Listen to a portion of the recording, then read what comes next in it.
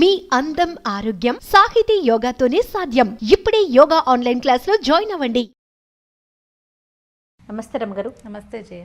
రమగారు, సంసారంలో భార్యాభర్తల మధ్య ఎక్స్పెక్టేషన్స్ ఎంతవరకు ఉండొచ్చు? ఎంతైనా ఉండొచ్చు. ఎంతైనా ఉండొచ్చు.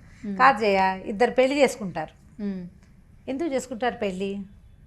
ఎక్స్పెక్టేషనే కదా.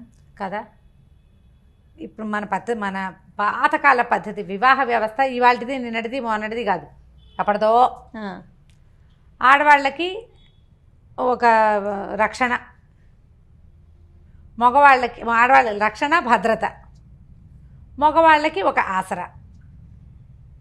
ఇది సాధారణమైనది.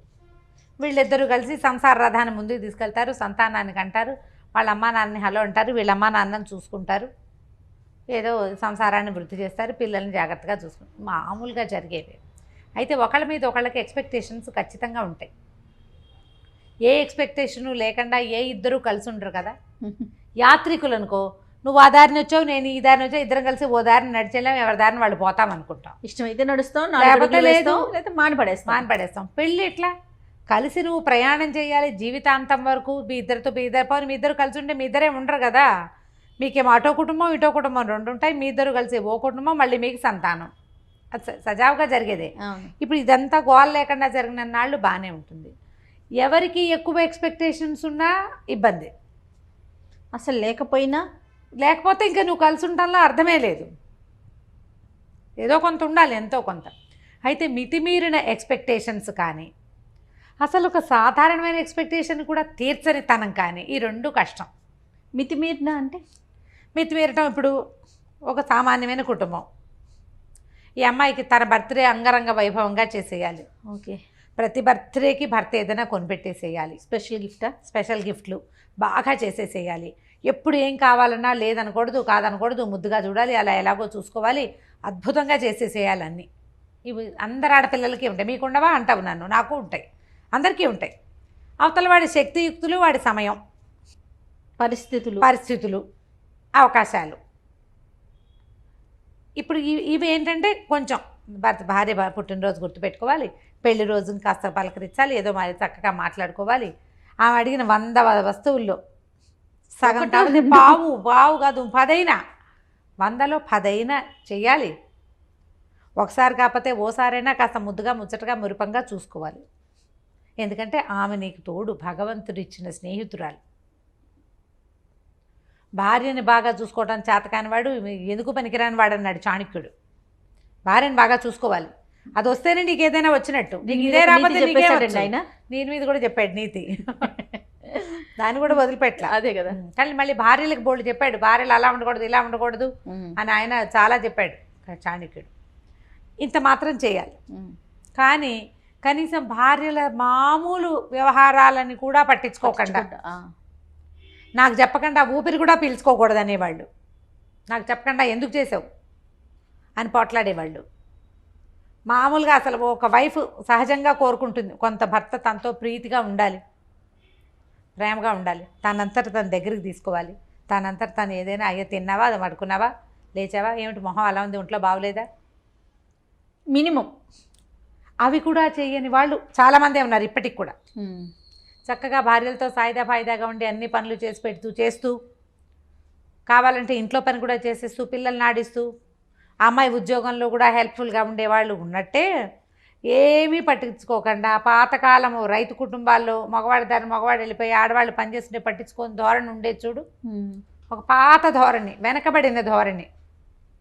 ఆడాళ్ళని పెంచకూడదు, ఆడాళ్ళకి ఏం చూడకూడదు, దానికి ఎక్స్పెక్టేషన్ ఏమిటి, గాడిద గుడ్డు లాంటి భావాలు ఉన్నవాళ్ళు కూడా ఇప్పటికీ ఉన్నారు. మార్చుకోవాలి, వాళ్ళు మారాలి. వీళ్ళు ఓవర్ ఎక్స్పెక్టేషన్స్, గ్రేట్ ఎక్స్పెక్టేషన్స్ ఆడవాళ్ళు తగ్గించుకోవాల్సి వస్తుంది. మగవాళ్ళకు కూడా కొన్ని ఎక్స్పెక్టేషన్స్ ఉంటాయి కదా పాపం. వాళ్ళకు కూడా ఇప్పుడు అమ్మాయి ఇంట్లో ఉంటుందనుకో, ఇంట్లో ఉండే అమ్మాయి అయితే తను వచ్చే వేళకి ఏదో కాస్త కాఫీయో టీయో పోయాలి, టైంకి వేళకి అన్నం పెట్టాలి, వాళ్ళ అమ్మా నాన్నని బాగా చూసుకోవాలి, తనతో బాగా ఉండాలి. ఈయన ప్రేమగా ఉంటాడు, ఆవిడ ఎందుకు ఏమిటి పిచ్చివేషాలు అంటుంది. ఈయన కొంచెం బాగా రొమాంటిక్గా ఉండే ధోరణి, ఆవిడ అంత రొమాంటిక్ కాదు. ఇవన్నీ కోరుకుంటారు సహజంగా. భలే చెప్తారు రమగారు. అవునా కాదా జయ చెప్పు. నేను ఈజీగా చెప్పేస్తాను. ఓకే, ఉంటారు ఇవన్నీ ఉంటారండి, ఉంటారు ఖచ్చితంగా. ఇప్పుడు లేదా ఇతనికి నీట్గా క్లీన్గా టైడీగా అలా ఎలాగో తను వచ్చేసరికి చక్కగా సినిమాటిక్గా అలంకారం చేసుకుని ఇల్లు నీట్గా దుడిచేసేసి ఏమిటో ఎట్లాగో చేసేసి చేయాలని తను, లేదా తన మాటే వినాలి, అన్నిటికీ తన మాటే వినాలి. వాళ్ళ అమ్మ నాన్న పేరెత్తకూడదు, ఫ్రెండ్స్ పేరెత్తకూడదు, ఎక్కడికి వెళ్ళకూడదు, ఎప్పుడు తనతోటే ఉండాలి, తన మాటే వినాలి, తను అనుకున్నదే చేయాలి. తను వద్దంటే గాలి పీల్చడం కూడా మానేయాలి భార్య. ఆ ఎక్స్పెక్టేషన్స్ వీళ్ళకి ఉంటాయి.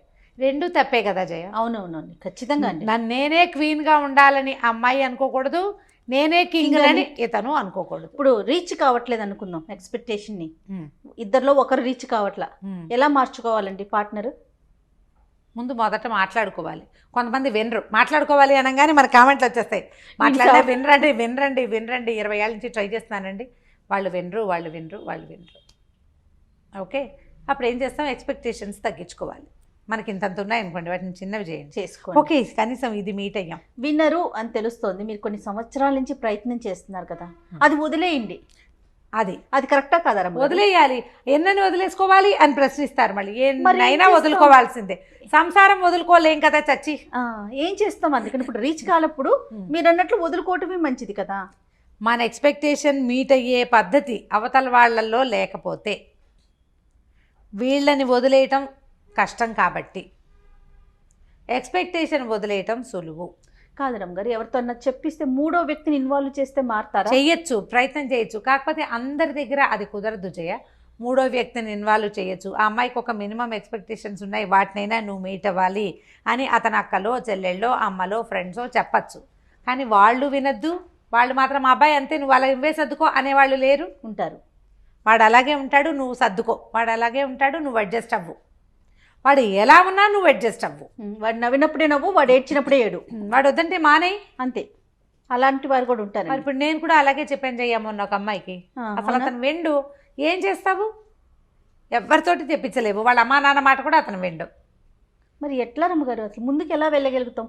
ఇప్పుడు ఒక ప్రేమ ఉండదు అలాంటి వాళ్ళతో, ఒక సంతోషం ఉండదు, ఇంకా మనిషి ఈదాల్సిందేనా? ఈదాల్సిందే జయ. జీవితాలు ఇంకొక రకంగా ఉండవు. ఈదకుండా ఈత మానేసి ఫారిన్ కంట్రీస్లో లాగా లేదా ఎవరిలాగానో నేను వీడితో ఈదను అని ఇంకోటి తీసుకునే అవకాశం, ఈ చొక్కా నచ్చలేదని ఇంకో చొక్కా వేసుకునే అవకాశం ఉంటుందా జీవితానికి జయ? అది అడ్వైజబుల్లేనా? కాదు. ఎన్ని చొక్కాలు మారుస్తాం మనము? పైగా ఎప్పుడు ఒక మనిషి ఎక్స్పెక్టేషన్ని ఇంకో మనిషి మీట్ అవ్వటం అనేది తక్కువగానే ఉంటుంది. తక్కువే. నాకు కావలసినట్టుగానే చేసేవాళ్ళు చాలా తక్కువ ఉంటారు. దొరకరు, చాలా అంటే చాలా తక్కువ. అసలు ఇలసాటి లేని జంట అని మనం భావించే వాళ్ళల్లో కూడా ఎంతో కొంత అన్బన్ ఉండే ఉంటుంది. ఎందుకంటే ఇప్పుడు భార్యాభర్తలు అనగానే వాళ్ళు ఒక చోట పెరుగుతారు, వాళ్ళ రకం వేరు, మనం ఒక చోట పెరుగుతాం, మన రకం వేరు. ఈ రెండు రకాలు కలిసేటప్పుడు అది ఇట్లా లక్క బంగారంలాగా అతుక్కుపోవాలి. లక్క వేరు, బంగారం వేరు, ఎవరి గుణం వాళ్ళకే ఉంటుంది. మీరు కలిసి ఉండాలన్న ఒక్క గుణం ఉంటే ఇక ఎక్స్పెక్టేషన్స్ ఉన్నా నడుస్తూనే ఉంటాయి, ఆ నస నడుస్తూనే ఉంటుంది, జీవితం నడుస్తూనే ఉంటుంది, ఇది ముందుకు వెళ్ళిపోతూ ఉంటుంది. ఇప్పుడు లక్క బంగారం ఒకటి కాదు కదా, కాదుగా. దానికి అసలు విలువే లేదు. లక్కకి బంగారానికి విలువ ఉంది, కానీ పల్చటి రేఖ అయితే వంగిపోతుంది. లక్క ఉంటే వంగిపోకుండా అది గట్టిగా ఉంటుంది. అవునండి, కరెక్ట్. ఇప్పుడు ఈ రెండు ఒకదాని గుణాన్ని ఒకటి అంటుకుంటాయా? ఇవి పాతకాలపు మాటలు కదా జయ. నేను వెనకబడిన దానిలాగా కనపడతాను, కానీ వీటిలో ఎంత విలువ ఉంది? విలువ ఉందో లేదో. మాటలో ప్రతి అక్షరం ఒక బంగారం అన్నమాట, వజ్రం లాంటి మాట కదా. పాత మాట ఇది, లక్కా బంగారం. ఎందుకు కలిసి ఉండాలి? మనం ఎందుకు కలిసి ఉండాలి? వంగిపోకూడదంటే కలిసి ఉండాలి, విలువ పెరగాలి అంటే కలిసి ఉండాలి. లేదా మనం ఎప్పటికీ మనం ఏదో ఒక దాన్ని సెర్చ్ చేస్తూనే ఉంటాం. నీ సెర్చింగ్ వస్తువుల కోసమో విషయాల కోసమో సెర్చ్ చేయొచ్చు, వ్యక్తుల కోసం సెర్చ్ చేయాలంటే ఎన్ని చేతులు మారాల్సి వస్తాం మనం. మన ఇద్దరితో పాటు మూడో వ్యక్తి కూడా రెడీగా ఉంటారు కదా. కొద్ది రోజులు ఒకళ్ళతోటి కలిసి ఉండేసరికల్లా సంసారం పెరిగిపోతుంది, సంతానం ఏర్పడుతుంది. మనకి ముందు వెనక కుటుంబాలు ఉంటాయి, ఇన్వాల్వ్ అయిపోతారు కదా. జనాలు ఇన్వాల్వ్ ఎవరితోటి సంబంధం లేకుండా ఫ్రీలాన్స్గా ఫ్రీ బర్డ్గా తిరిగే వాళ్ళని మామూలు మనుషులు కానివంటే మర్యాదస్తులుగా చెప్పలేదు సమాజం. సమాజం ఒప్పుకోదు, మనమేమో ఇందులోనే వెళ్ళాలి. మన కల్చరే ఇది కదా కల్చర్ ప్రతి వాళ్ళకి చులకనైపోతాం. ఇప్పుడు సమాజం ఏంటంటే మగవాళ్ళు అడ్జస్ట్ అవ్వాలి, ఆడవాళ్ళు సర్దుకోవాలి. రెండు ఒకటే. వాళ్ళ పరిధి వరకు వాళ్ళు అడ్జస్ట్ అవ్వాలి, వీళ్ళ పరిధిలో వీళ్ళు సర్దుకోవాలి. సర్దుకుని ఒక వివాహానికి ముందే మాట్లాడుకునే అవకాశాలు, డిస్కస్ చేసే ఛాన్సెస్ ఉన్నాయి. అవన్నీ మాట్లాడుకోండి. వన్స్ పెళ్ళిలోకి ఫిక్స్ అయ్యాక ప్రపంచం మన గురించి మాట్లాడేలాంటి పరిస్థితులు కల్పించుకోవద్దు. ఎక్స్పెక్టేషన్స్ మీట్ అవ్వలేని ఎక్స్పెక్టేషన్స్ కనుక ఉంటే ఏ విషయంలో మీట్ అవ్వలేకపోతున్నామో దాన్ని కొంచెం తగ్గించుకోండి, లేదా రెండో వాళ్ళు దాన్ని మీట్ అవ్వడానికి కొద్దిగా ట్రై చేయండి. తగ్గించుకోవటం, మీట్ అవ్వడానికి ప్రయత్నం చేయటం, ఈ రెండు ఇద్దరూ చేయవలసిందే.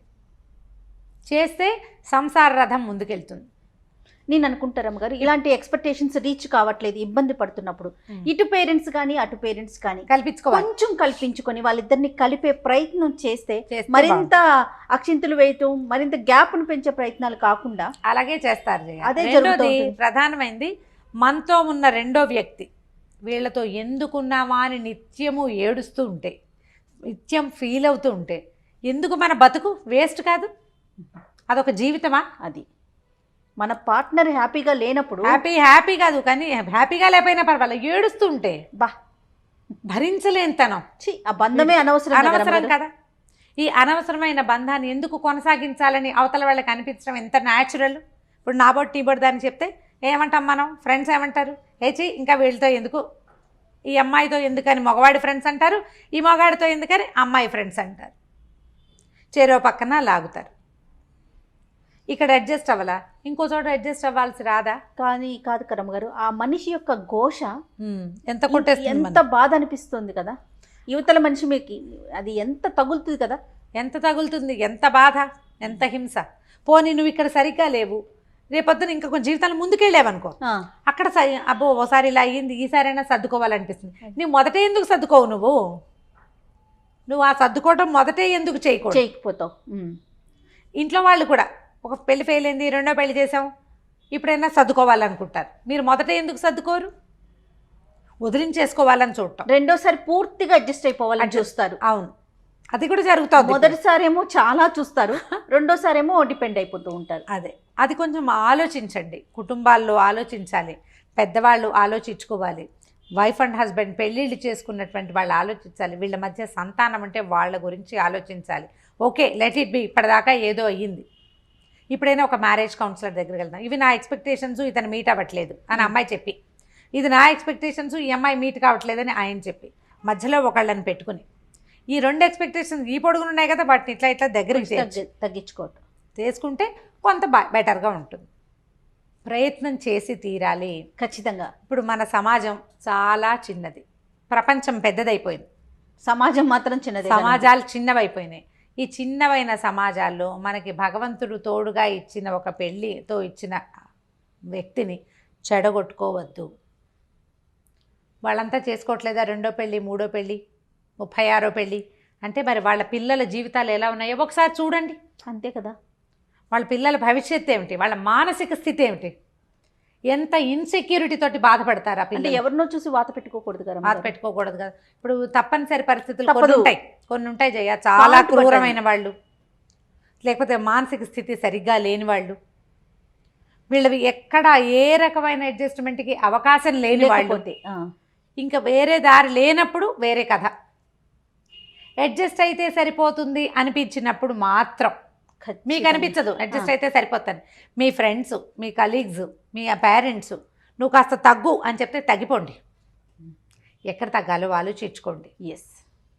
ఇది కాదు, ఇది తగ్గినా కూడా ఏమీ పొసగదు అంటే ఇక చేయగలిగేది ఏమీ లేదు. అందరి దారే గోదారి, మన దిగును తప్పదు కదా. అంతేగా. కానీ అడ్జస్ట్మెంట్ అయితే సరిపోతుంది అని అనుకున్న విషయాల్లో కొంచెం తగ్గించండి, కొంచెం పెంచండి, మొత్తానికి సర్దుకుని ఉండండి. అంతే. సూపర్. నమస్తే. నమస్తే చెయ్యి.